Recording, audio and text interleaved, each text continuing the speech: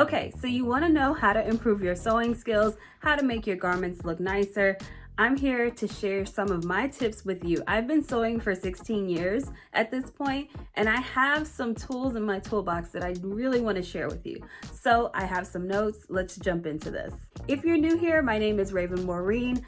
I love to sew. I have been a sewing blogger for 5 years, and this is my YouTube channel. So here we go. Number 1, press your seams. Invest in a good iron. I personally love Oliso and Rowenta irons. Black & Decker irons are good as well. My first official sewing iron was a Black & Decker iron.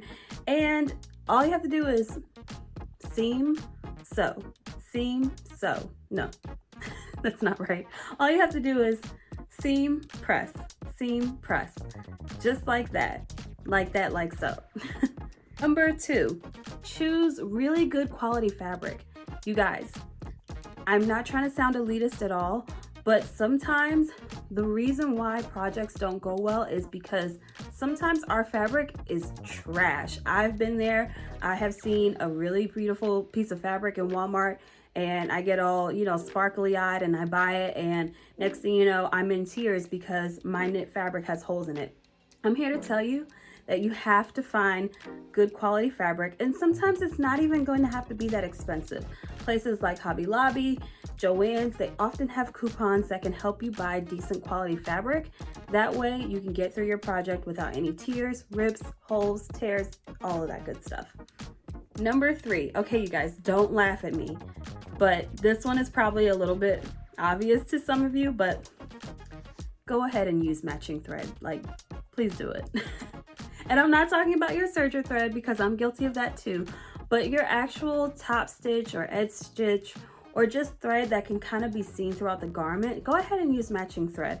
And a rule of thumb that I actually follow when I am out fabric shopping is I will go ahead and buy a spool of thread that matches the fabric that I'm buying. It's a really easy way to just ensure that you have the thread you need when you're ready to start your project. Number 4, you gotta hem your clothes. And sure, there are some things that may not require a hem or a traditional hem, but for the most part, hemming your clothes is just a really great way to say this is finished, this is done, it's ready to wear outside.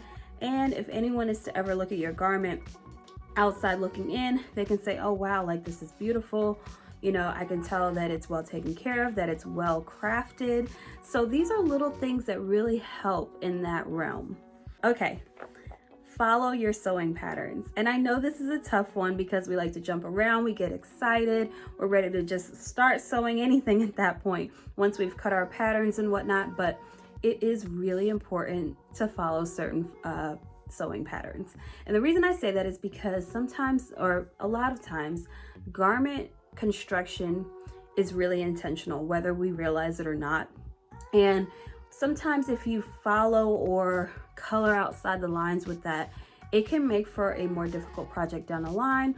Or you may have one of those coulda, shoulda, woulda moments like, if I had done that first, like the instructions said, then I wouldn't be here crying, screaming with my seam ripper, that kind of thing. Along the same vein, I would say also read the pattern instructions ahead of time, just so that you know what's coming up. Even if you're not sure of what's coming up, you probably want to read over it 2 or 3 times just to make sure that you understand the step. So definitely follow the sewing instructions as best as you can. I still say that sewing patterns are like recipes, where you can add a little salt and pepper, add some razzle dazzle, take away some things, add in additions, but some of those instincts come a little later. But while you're still learning to sew, or maybe it's a pattern you've never sewn before, sometimes it's good to kind of stick to the recipe, All right, number 6, invest in different sewing feet. Yes, I said that. So your sewing machine may come with probably 6 or 7 feet already, but in order to kind of get into some of those more advanced patterns, or maybe to just have less of a headache with invisible zippers or zippers period, definitely invest in more feet. And I highly recommend getting the Madame Sew 32 piece presser foot set. Now this works on most domestic sewing machines or at-home sewing machines. I definitely recommend getting one of these. I mean, once I had this and I, started using the different feet, the different zipper feet, I felt invincible with my sewing.